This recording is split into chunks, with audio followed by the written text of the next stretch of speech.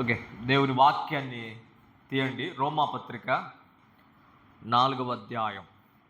రోమాపత్రిక 4వ అధ్యాయం 21వ వచనం. దేవుని మహిమపరిచి ఆయన వాగ్దానము చేసిన దానిని నెరవేర్చుటకు సమర్థుడని రూఢిగా విశ్వాసించి విశ్వాసము వలన బలము నొందెను. నేను చదువుతున్నాను, చాలా జాగ్రత్తగా. దేవుని మహిమపరిచి ఆయన వాగ్దానం చేసిన దానిని నెరవేర్చుటకు సమర్థుడు. వాగ్దానం చేసిన దానిని నెరవేర్చుటకు సమర్థుడు. మనం వాగ్దానం తీయబోతున్నాం. వాగ్దానం చేసిన వాడు నమ్మదగిన వాడు, దాన్ని ఖచ్చితంగా ఆయన నెరవేరుస్తాడు. మనకు చాలా వాగ్దానాలు ఉన్నాయి బైబిల్లో, కొన్ని వేల వాగ్దానాలు ఉన్నాయి. అవన్నీ మన కోసమే దేవుడు రాసి పెట్టాడు.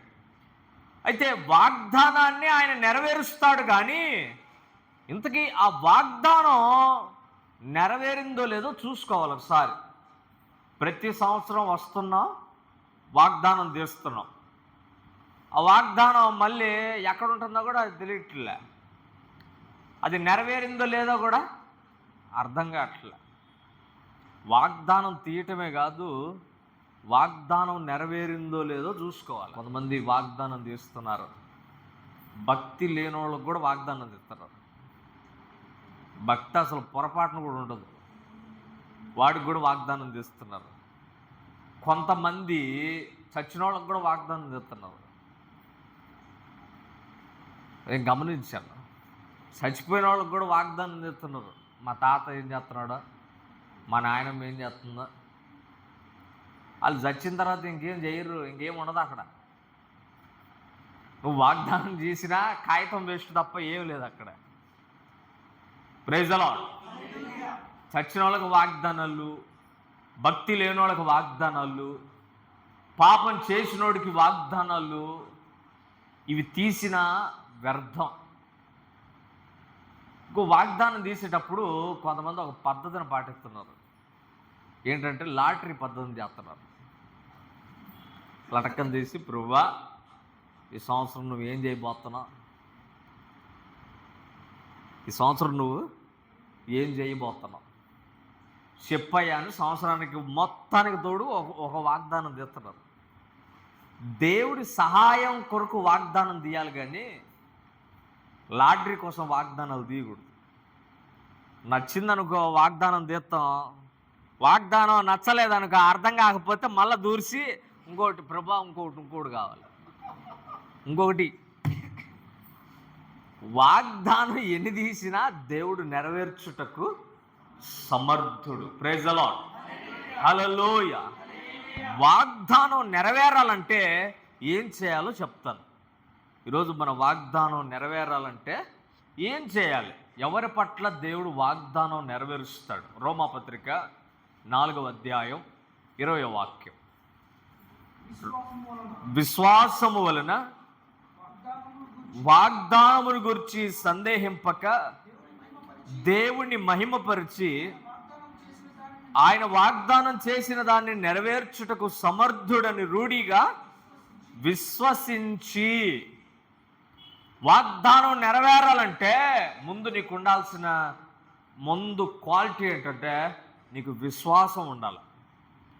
వాగ్దానం తీస్తున్నాం, ఈ వాగ్దానం దేవుడు నెరవేరుస్తాడు అన్న విశ్వాసం నీకు ఉండాలి. అలా తీయాలి వాగ్దానం. అంతేగాని ప్రభువా ఈ సంవత్సరం ఏం చేస్తున్నావు అని తీయద్దు. Praise the Lord. హల్లెలూయా. నువ్వు వాగ్దానం తీసినా తీయకపోయినా ఆయన చేసేది ఆయన చేస్తాడు.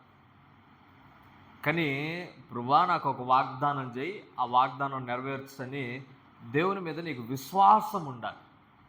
అబ్రహాము కంట దేవుడి మీదంట విశ్వాసం ఉందంట. Praise the Lord. ఏమని విశ్వాసం అంటే ఆయన మాట ఇస్తే తప్పడు అని, వాగ్దానం చేస్తే తప్పడు అని. వాగ్దానం అంటే ప్రమాణం. దేవుడు ప్రమాణం చేస్తే తప్పడు అన్న విశ్వాసం అబ్రహాముకుందట. దేవుడు అబ్రహాముని దర్శించినప్పుడు అబ్రహాము వయస్సు ఎంత అంటే 75 సంవత్సరాలు. 75 సంవత్సరాలు. దేవుడు అబ్రహాముతో చెప్తున్నాడు, నేను చూపించు దేశానికి నువ్వు వెళ్ళు, అక్కడ నేను నీతో చేసిన వాగ్దానాన్ని నెరవేరుస్తాను. అయితే నువ్వు వెళ్ళేటప్పుడు ఎవరిని తీసుకెళ్ళదు, నువ్వు నీ భార్య తప్ప. అప్పటికి అబ్రహాముకి సంతానం లేదు. నీ ఇంటి వాళ్ళని ఎవరిని తీసుకెళ్ళొద్దు, నీ రక్త సంబంధికులు ఎవరిని వెంట పెట్టుకొని తీసుకెళ్ళొద్దు. నేను చూపించే దేశానికి నువ్వు వెళ్ళు, అక్కడ నేను వాగ్దానాన్ని నెరవేరుస్తానని చెప్పాడు. బైబిల్లో చక్కని మాట ఉంది. అబ్రహాం అంట మారు మాట్లాడకుండా వెళ్ళాడట. హెబ్రీ పత్రిక 11వ అధ్యాయం 8వ వాక్యం చూడండి. హెబ్రీ పత్రిక 11వ అధ్యాయం 8వ వాక్యం చూడండి, ఏముంది అక్కడ? హెబ్రీ 11:8 చదువుతారా? అబ్రహాము పిలువబడినప్పుడు విశ్వాసమును బట్టి ఆ పిలుపుకు లోబడి తాను స్వాస్థ్యంగా పొందనయ్యున్న ప్రదేశమునకు బయలు వెళ్ళెను. ఎక్కడికి వెళ్ళవలెనో అది ఎరుగక బయలుదేరెను. ఎక్కడికి వెళ్ళాలో తెలియకపోయినా దేవుడు పలానా దేశానికి బొమ్మన్నాడు, ఆ దేశానికి వెళ్ళాడు. ప్రభా, అక్కడ నాకు ఇల్లు లేదు కదా, అక్కడ నాకు చుట్టాలు లేరు కదా, ప్రభా అక్కడ నన్ను చూసేవాళ్ళు ఎవరు లేరు కదా, అయ్యా అక్కడ నాకు వసతులు ఉండవు కదా అని ఏం మాట్లాడలే. ఆ స్థలం గురించి ఆలోచించలేదు, అక్కడున్న వాళ్ళ గురించి ఆలోచించలేదు. దేవుడికి లోబడి వెళ్ళమన్న చోటికి వెళ్ళిపోయాడు. ఎక్కడికి వెళ్ళవలెనో ఎరుగక బయలుదేరాడట. అంటే దేవుని మీద అంత విశ్వాసం. సేవకులు కూడా కొంతమందిని ఏం చేస్తాడంటే, దేవుడు ఇక్కడ నుంచి కాదు అక్కడికి వెళ్ళిపో అని అంటాడు. కొన్నిసార్లు వెళ్ళిపోమంటాడు. అవును, మద్రాసులో సేవ చేసే భక్త సింగ్ గారిని దేవుడు కొన్నాళ్ళు చేసిన తర్వాత నువ్వు హైదరాబాద్ వెళ్ళిపో అని అన్నాడు. హైదరాబాద్ వెళ్ళిపో, అక్కడ మరి అన్నీ ఉన్నాయి, వస్తువులు ఉన్నాయి, హైదరాబాద్లో నాకు ఎవరు తెలియదయ్యా అనేం మాట్లాడలే. అరవకుండా వెళ్ళిపోమంటే వెళ్ళిపోయాడు. దేవుడు సమస్తని దీవించాడు. కొన్ని వందల మందిరాలు కట్టే కృపనిచ్చాడు. ప్రైజ్ ది లార్డ్, హల్లెలూయా. భక్త సింగ్ గారి సంఘాలు కొన్ని చాలా ఉన్నాయి, భారతదేశం అంతా వ్యాపించి ఉన్నాయి. ఆయనకి వెళ్ళేటప్పుడు దేవుడు ఏం చెప్పలే, నేను చెప్తున్నాను నువ్వు వెళ్ళిపోను అన్నాడు, అంతే. దైవ సేవకులకు ఉన్న విశ్వాసం ఏం తెలుసా? పిలిచినోడు పోషిస్తాడు, పిలిచినోడు ఖచ్చితంగా అన్నం పెడతాడు, పిలిచినోడు ఖచ్చితంగా కాపలా కాస్తాడు, రక్షిస్తాడు, ఆయన నడిపిస్తాడు. కనుక ఆయన రక్షించలేని పక్షాన నన్ను పిలవటం ఎందుకు? అదే విశ్వాసం. అబ్రహాముకు ఇంకొక మంచి విశ్వాసం ఉంది. అబ్రహాముని పిలిచినప్పుడు 75 సంవత్సరాలు అయితే, దేవుడు 24 సంవత్సరాల తర్వాత అంటే 99వ సంవత్సరం అప్పుడు దేవుడు అబ్రహాం ఇంటికి వచ్చి అన్నం తిన్నాడు, భోంచేశాడు. భోంచేసి వెళ్ళిపోతా అబ్రహాముతో ఒక మాట అన్నాడు, నీ భార్య అయిన శారా ఎక్కడుంది అని అన్నాడు. నీ భార్య అయిన శారా ఎక్కడుంది? అబ్రహాం అంటాడు, అయ్యా ఆమె వంట చేస్తుందయ్యా అని అంటే, మరుసటి సంవత్సరం కల్లా నీకొక కొడుకు పుడతాడు, అతనికి ఇస్సాకు అని పేరు పెడతావు అని అన్నాడు. విచిత్రం ఏంటంటే, శారా నవ్వింది కానీ అబ్రహాము నవ్వాడా అంటే అబ్రహాము నవ్వలా. దేవునికి స్తోత్రం. శారా అంటది, నేను ముసిల్దాన్ని అయ్యాను, ఒళ్ళంతా ముడతలు పడిపోయింది, ముసిల్దాన్ని అయ్యాను, ఇప్పుడు పిల్లలు పుడతారా ఈయన చెప్పటం నేను నమ్మడం అని ఆమె అనుకుంది. కానీ అబ్రహాము ఆ మాట అనలే. అబ్రహాము విశ్వాసం ఉంచాడు, ఆయనకి ఇస్తానన్నాడు, ఎన్ని సంవత్సరాలైనా ఇచ్చి తీరుతాడు. దేవునికి స్తోత్రం, హల్లెలూయా. ఇది జరుగుతూ ఉంది. అబ్రహాముకి 100వ సంవత్సరం వచ్చి తల్లికి పిల్లోడు పుట్టాడు. 100 సంవత్సరాలు వచ్చి తల్లికి పిల్లోడు పుట్టాడు. పుట్టి పిల్లోడిని ఎత్తుకొని ఆడుతున్నాడు. ఇంతకుముందు తెగ ప్రార్థన చేసేవాడు, కదిలితే అడిగేవాడు. ఇప్పుడు పిల్లవాడిని పుట్టినాక వాడికి అన్నీ కడగడమే సరిపోతుంది, ప్రార్థన తగ్గిపోయింది. ఇప్పుడు దేవుడు అన్నాడు, నువ్వు ప్రేమించే కొడుకున్నాడు చూసావా, వాడిని తీసుకొచ్చి నాకు బలిచ్చే అన్నాడు. వాడిని తీసుకొచ్చి నాకు బలివ్వు అన్నాడు. బైబిల్లో స్పష్టంగా రాసింది, నువ్వు ప్రేమించుచున్న నీ కుమారుణ్ణి తీసుకొచ్చి నాకు బలివ్వు అని అన్నాడు. పిల్లోడిని కట్టుకున్నాడు, పిల్లోడిని తీసుకెళ్తా ఉన్నాడు, పైకి వెళ్తా ఉన్నాడు. సగం దూరం పోయినాక కొడుకు అడుగుతున్నాడు తండ్రిని, నాన్న బలికి కట్టెలు ఉన్నాయి, నిప్పుంది, బలి వధించడానికి కత్తి ఉంది, మరి ఇవన్నీ ఉన్నాయి కానీ బలి పశువేది అని అడిగాడు. కొంత దూరం పోయినాక అడిగితే అబ్రహాం అంటాడు, అది దేవుడు చూసుకుంటాడు లేరా అని అన్నాడు. పైకి వెళ్ళిపోయాడు, కట్లన్నీ పేర్చాడు, నిప్పు రెడీగా ఉంది, కత్తి రెడీగా ఉంది. ఇప్పుడు వెంటనే కాళ్ళు చేతులు కట్టేసి తీసుకెళ్ళి బలిపీఠం మీద పడుకోబెట్టాడని రాయబడింది. అడగడంటావా? కొడుకు అడుగుతాడా? అడగడా? కట్టేయబోయే ముందైనా, కనీసం కట్టెలు పేర్చేటప్పుడైనా అడుగుతాడా లేదా? అడుగుతాడు. అబ్రహాం ఏమి సమాధానం చెప్పాడు తెలుసా? నా దేవుడు ఇచ్చిన దాన్ని మరలా తీసుకోడు, ఒకవేళ తీసుకున్నా బూడిదలో నుండి సైతం నా కుమారుణ్ణి తిరిగి ఇవ్వగలిగిన సమర్థుడు. హల్లెలూయా! దేవుడి మీద ఎంత నమ్మకం చూడు, ఎంత నమ్మకం, ఎంత నమ్మకం. దేవుడు వెళ్ళమన్న చోటుకి వెళ్ళాడు, పిల్లోడిని ఇస్తానంటే నమ్మాడు. చివరికి నీ కొడుకుని బలిమ్మంటే దేవుడితో మాట్లాడుతున్న మాట, అవసరమైతే చచ్చుని సైతం లేపగలిగిన సమర్థుడు నేను ఆరాధిస్తున్న దేవుడు. హెబ్రీ పత్రిక 11:18 నా మాట, మృతులను సహితం లేపుటకు దేవుడు శక్తిమంతుడని ఎంచిన వాడై. మృతులను సైతం లేపుటకు దేవుడు శక్తిమంతుడని ఎంచిన వాడై. ఆ మాట గుర్తుపెట్టుకోండి. చచ్చినా సరే నా కుమారుని ఆయన లేపగలిగిన సమర్థుడు. ఆయన వల్లే పిల్లల్ని ఇస్తానన్నాడు కదా, ఇస్సాకుని ఇస్తా అన్నాడు, ఇస్సాకుని ఇచ్చాడు. ఆయన ద్వారా పుట్టిన సంతానాన్నే కదా నన్ను ఆశీర్వదిస్తా అన్నాడు. మరి ఆయన చచ్చిపోతే సంతానం ఎక్కడ వస్తుంది? అదే అబ్రహాము విశ్వాసం. నువ్వు విశ్వాసం ఉంటే వాగ్దానం ఆయన ఖచ్చితంగా నెరవేరుస్తాడు. నీకు వాగ్దానం నెరవేరాలంటే ముందున్న లక్షణం విశ్వాసం ఉండాలి. దేవునికి స్తోత్రం. హల్లెలూయా. రెండో మాట, మొదటి రాజుల గ్రంథం 8:25. ఇప్పుడు ఒక మాట రాయబడింది, ఆయన చేసిన నిబంధన నెరవేరాలంటే ఆజ్ఞ నెరవేర్చాలి. ఆజ్ఞలు నెరవేర్చాలి. దేవుడిచ్చిన ఆజ్ఞని, వాగ్దానం నెరవేరాలంటే ముందు నీకు నమ్మకం ఉండాలి. 2, వాగ్దానం నెరవేరాలంటే దేవుని ఆజ్ఞని పాటించాలి. సొలొమోనుతో దేవుడు చెప్తున్నాడు, నీ తండ్రి నా దగ్గర అనుకూలంగా ఉన్నాడు, మంచిగా ఉన్నాడు, నేను చెప్పింది చేశాడు. ఒకవేళ నువ్వు కూడా కనుక ఆజ్ఞ పాటిస్తే నీ సింహాసనాన్ని నేను స్థిరపరుస్తాను. సొలొమోనుతో దేవుడు చెప్తున్నాడు అన్నమాట. ఆజ్ఞ అంటే ఏంది? ఆజ్ఞ అంటే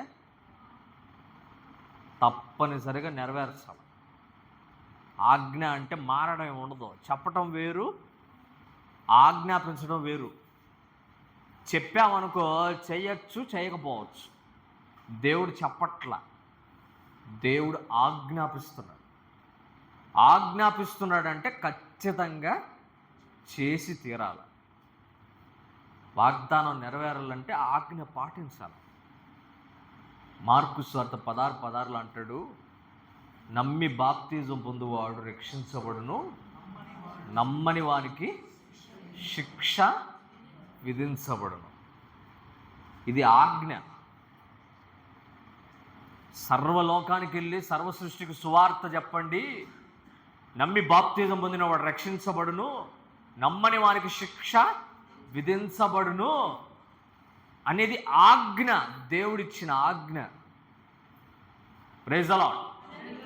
ఏం కాదులే, కొద్ది ప్రార్థనకు వస్తే చాలు అని అనలా దేవుడు. నమ్మకపోయినా పర్వాలేదులే, మంచి పని చేస్తే చాలు అని అనలా దేవుడు. బాప్తిజం కాడ దేవుడు రాజీ పడలా, ఖచ్చితంగా పొంది తీరాలి. పొందని వాడికి ఏమొస్తుంది? శిక్ష వస్తుంది. దాన్ని తప్పించడానికి ఎవడి వల్ల కాదు. ఈ మధ్య కొంతమంది చాలామంది అడుగుతున్నారు, ఈ మధ్య చాలామంది మంచి పనులు చేశారు, మరి వాళ్ళు నరకానికి పోతారా స్వర్గానికి పోతారా? వీళ్ళే తెలియగల వాళ్ళు.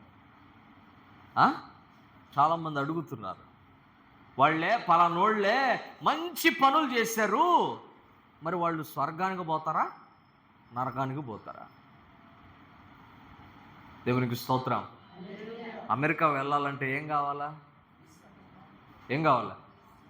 వీసా కావాలా? దుబాయ్ పోవాలంటే వీసా కావాలా? ఆస్ట్రేలియా పోవాలంటే లేదు, నేను మంచోడిని, మంచి పనులు చేసినోడిని, నేను పెద్ద మహానుభావుడిని అంటే ఒప్పుకుంటారు వాళ్ళు?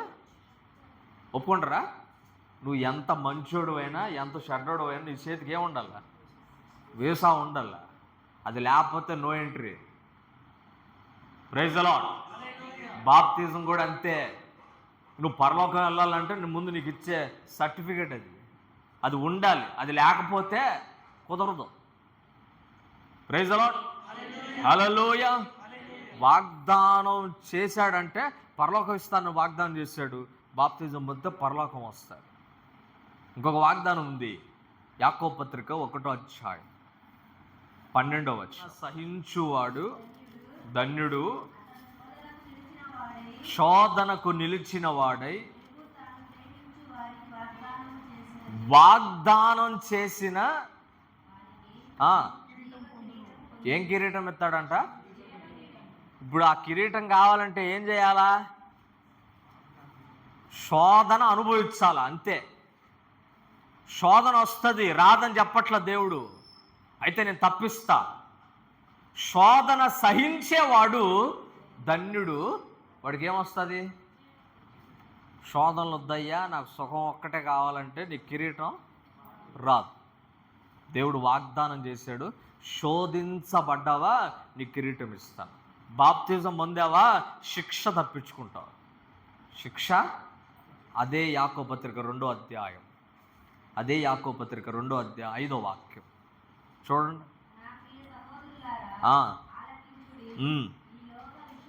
ఈ లోక విషయంలో దరిద్రులైన వారిని విశ్వాసమందు భాగ్యవంతులుగాను, తన్ను ప్రేమించు వారికి తను వాగ్దానం చేసిన రాజ్యమునకు వారసులుగా ఉండుటకు దేవుడు ఏర్పరచుకున్నాడు.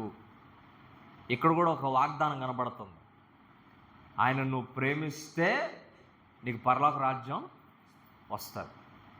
ఆయన నువ్వు ప్రేమిస్తే పరలోక రాజ్యం వస్తుంది. దేవునికి స్తోత్రం. ఏం చేయాలా? ఆ పరలోక రాజ్యం పొందాలంటే ఏం చేయాలంటే అక్కడ వాగ్దానం, ఆయనను ప్రేమించాలా. ఏం చేయాలా? దేవునికి స్తోత్రం. హల్లెలూయా. ప్రేమించడం అంటే శిలువలు దండేసుకుని దాన్ని, ప్రభువా దేవుడా నీ నా మీద ప్రేమ ఉందయ్యా అందుకే దండేసుకున్నాను అంటారా? ప్రేమ అంటే త్యాగం. ప్రేమ అంటేనే త్యాగం.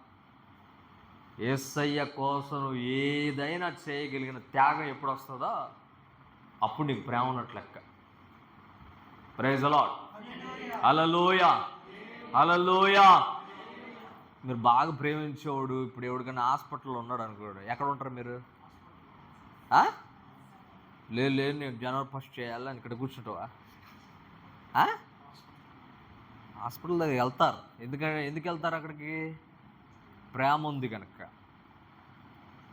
దేవుణ్ణి ప్రేమిస్తే త్యాగం చేస్తాం. దేవుడు అందుకే అంటాడు, మీరు నన్ను ప్రేమించండి, వాగ్దానం చేసే రాజ్యాన్ని ఇస్తాను. మీరు శోధన సహించండి, జీవ కిరీటం ఇస్తా. నమ్మి బాప్తిజం పొందండి, శిక్షను తప్పిస్తా. ప్రతి ఆడ తీసినాక బైబిల్ తెరవండి, దాని పైన కానీ కింద కానీ ఏం చేయాలో రాసి ఉంటుంది. దాన్ని చేస్తే ఆ వాగ్దానం వస్తుంది. అది చేయకుండా వాగ్దానం రాదు. కండిషన్ ఉంటుంది. దేవునికి స్తోత్రం. హల్లెలూయా. వాగ్దానం నెరవేరాలంటే నమ్మకం ఉండాలి, విశ్వాసం ఉండాలి. వాగ్దానం నెరవేరాలంటే దేవుని ఆజ్ఞ పాటించాలి. మూడోది 2 కొరింథీ పత్రిక 1వ అధ్యాయం 20వ వాక్యం. 2 కొరింథీ 1:20 చూడండి. దేవుడి వాగ్దానములు ఎన్ని అయినను అన్నియు క్రీస్తునందు ఎట్లున్నాయి? అవునన్నట్లుగానే ఉన్నవి. వాగ్దానాలన్నీ ఎవరి దగ్గర ఉన్నాయంట? దేవుని దగ్గర, క్రీస్తు దగ్గర ఉన్నాయి. అవి ఆయన అవునంటే అవునని జరిగిపోతాయి. Praise the Lord. ఆయన చేతితో పట్టుకొని వాగ్దానాలన్నీ తన చేతిలో పట్టుకొని నేను ఇస్తాను రండి అంటున్నాడు. ఆయన దగ్గర నుంచి తీసుకుంటేనే అవి మనకు వస్తాయి. ఆయన ఆల్రెడీ అవును అని చేతిలో పట్టుకున్నాడు. ఆయన లేకుండా వాగ్దానాన్ని నువ్వు పొందుకోలేవు. తిక్కలోళ్ళు కొంతమంది అసలు యేసు ప్రభువే లేడండి, యేసు ప్రభు దేవుడే కాదండి అంటారు. నేను ఒక మాట చెప్తాను, ఆయన లేకుండా ఒక్క వాగ్దానం కూడా నెరవేరదు. బైబిల్ చెప్తుంది ఆయన లేకుండా ఏ వాగ్దానం నెరవేరదు. క్రీస్తునందు ఉంటే వాగ్దానం నెరవేరుతుంది. ఎందుకు క్రీస్తునందు ఉండాలి అంటే బైబిల్లో రాయబడింది, ఆయన లేకుండా ఏదియు కలుగలేదు. 1 యోహాను సువార్త 1వ అధ్యాయం 1వ వాక్యంలో ఉంటుంది, ఆయన లేకుండా ఏదియు కలుగలేదు, సమస్తము ఆయన మూలముగా కలిగిన. అన్ని చేసినోడు ఆయన. ఆయన లేకుండా వాగ్దానం ఎట్లా నేరుతుంది? ఇంకో చోట రాయబడింది, భూమి మీద నాకు సర్వాధికారం ఇవ్వబడి. భూమి మీద నాకు సర్వాధికారం ఇవ్వబడింది. దేవునికి స్తోత్రం. హల్లెలూయా. కనుక ఆ సర్వాధికారం కలిగిన యేసయ్య దగ్గరికి వెళ్తేనే కార్యం జరుగుతుంది. సమస్తం చేసిన ఆయన దగ్గరికి వెళ్తేనే కార్యం జరుగుతుంది. ఆయన లేకుండా వాగ్దానాలు నెరవేరవు. మనల్ని ప్రేమించి ఏం చేయకుండానే దేవుడు మన కోసం ప్రాణం పెట్టాడు. మనం ఏమైనా చేశామా? ఏం చేయలే. ఏం చేయకుండానే మన కోసం ఆయన ఏం చేశాడు? ప్రాణం పెట్టాడు. ప్రాణమే ఇచ్చినోడు వాగ్దానం చేయడు, నెరవేర్చడా? నెరవేరదు. ఇంకో మాట జ్ఞాపకం చేస్తాను. హెబ్రీ పత్రిక 10వ అధ్యాయం 23వ వాక్యము. ఇక్కడ రాయబడిన మాట నేను చదువుతున్నాను. వాగ్దానం చేసిన వాడు నమ్మదగిన వాడు గనక మన నిరీక్షణ విషయమై మనం ఒప్పుకొనినది నిశ్చయముగా పట్టుకుందాం. వాగ్దానం చేసిన దానిని ఖచ్చితంగా దేవుడు నెరవేరుస్తాడు కనుక దాన్ని పట్టుకుందాం. అయితే ఈ వాగ్దానం పట్టుకునే ముందు చేయాల్సిన పని ఒకటి ఉంది. ఏంటంటే మీరు ఒకరికొకడు పురికొలుపుకోవాలా. ఒకరికొకడు ఏం చేసుకోవాలంట? పురికొలుపుకోవాలా. పక్కనకి నీకు కలెక్షన్ ఉండి విశ్వాసికి మధ్యలో మీరు ఎప్పటికప్పుడు ఒకరికొకరు పురికొలుపుకుంటూ ఉండాలి. దేనిలో పురికొలుపుకోవాలా అంటే అక్కడ రాయబడింది 25వ వచనంలో, కొందరు మానుకొనుచున్నట్లుగా సమాజంగా కూడుకొనుట మానక. కొందరు మానుకుంటున్నారు. ఆ మానుకునే వాళ్ళని నువ్వేం చేయాలా? పురికొల్పాల. ఎందుకు రాలేదక్క, నేను పోయాను, మరి నువ్వు ఎందుకు రాలేదా అడగాల. కొందరు మానుకొనుచున్నట్లుగా సమాజంగా కూడుకునుట మానుకోవద్దు. దేవునికి స్తోత్రం. హల్లెలూయా. మహానుభావులు కొందరు పాస్టర్ గారే రాలేదని తెలిసి కూడా రాలేదే నన్ను అంటున్నారు. అంటే నేను అన్ని పనులు మానుకుని బండి వేసుకొని పోయి, అక్క ఎందుకు రాలేదు అక్క అని చెప్పానా? దేవునికి స్తోత్రం. మనం భక్తులమే కదా, వేసే బిడ్డలం కదా, ప్రార్థనకు రావాలని తెలీదా మనకి? ప్రైజ్ ది లార్డ్, హల్లెలూయా. వాక్యం తయారు చేసుకుని తల బొప్పి కడుతుంది. కూర్చొని రాయాలంటే ఆలోచించి వచ్చేదలికి తల బొప్పి కట్టి లోపల నుంచి ఆవిరి వస్తుంది. 1,00,000 పనులు, 1 కాదు 2 కాదు, 4 ఊర్లు తిరగాలి నేను. ఒక్కొక్క చోట ఒక్కొక్క రకం సమస్య, ఇవన్నీ చూసుకోవాలంటే తల బొప్పి కడుతుంది. ఇంకొక మాట ఉంది అక్కడ, కొందరు ఒకరికొకడు హెచ్చరించుకొనొచ్చు, పురికొల్పుకో సమాజంగా కూడుకొనుట మానక ఒకరికొకడు హెచ్చరిక చేసుకోవాలి. ఆ దినము సమీపించిన కొలది మరీ ఎక్కువగా ఇలాగూ చేయొచ్చు, ప్రేమ చూపుటకును సత్కార్యము చేయటం. హెచ్చరిక చేయాలి. తప్పు చేశారనుకో, తప్పు చేయొద్దని హెచ్చరించాలా. మందిరానికి రావట్లేదు అనుకో, ఎందుకు రాలేదని అడగాల, పురికొల్పుకోవాలా, రా అని చెప్పి పిలుచుకుని రావాలా. హెచ్చరిక చేయాలా. ప్రేమ చూపటం మానుకోకూడదంట. దేవుని మందిరం లేదా పని అనుకో, చేద్దాం రాక్క అని చెప్పి పిలుచుకోవాలి. ఒకరు పిలుచుకొని మీరు ప్రేమ చూపటం, సత్కార్యం చేయడం మానుకోకూడదు. ఎందుకో తెలుసా? ఎందుకు ఇవన్నీ మానుకోకూడదు అని అన్నాడు? ఎందుకంటే ప్రభు రాకడ దగ్గర పడుతుంది కనుక. ఒకవేళ వీటిలో ఏదైనా తగ్గిందనుకో, మనం విడవబడతామేమో. జాగ్రత్త. మందిరం మానుకోవటమే కానీ, లేకపోతే ప్రేమ చూపటమే కానీ, హెచ్చరిక చేయకపోవటమే కానీ, సత్కార్యం చేయకపోవటమే కానీ, ఈ గనక మానుకుంటే ఒకవేళ రాకడలో ఎత్తబడమేమో. జాగ్రత్తగా చూసుకోవాలి. 1, వాగ్దానం నెరవేరాలంటే విశ్వాసం ఉండాలి. 2, వాగ్దానం నెరవేరాలంటే ఆజ్ఞను పాటించాల. 3, వాగ్దానం నెరవేరాలంటే క్రీస్తు నందు ఉండాలి. 4, వాగ్దానం నెరవేరాలంటే దేవుని పనిలో ఒకరికొకడు పురికొల్పుకోవాలి. చివరికి ఒక మాట చూపిస్తాను, చూడండి ఒకసారి. 2 కొరింథీ పత్రిక 7వ అధ్యాయం 1వ వాక్యం. 2 కొరింథీ 7:1. మనకి వాగ్దానాలు ఉన్నవి కనుక దేవుని భయంతో పరిశుద్ధతను సంపూర్తి చేసి శరీరానికి ఆత్మకు సమస్త కల్మషం నుండి మనము ఎలా ఉన్నా పవిత్రులుగా.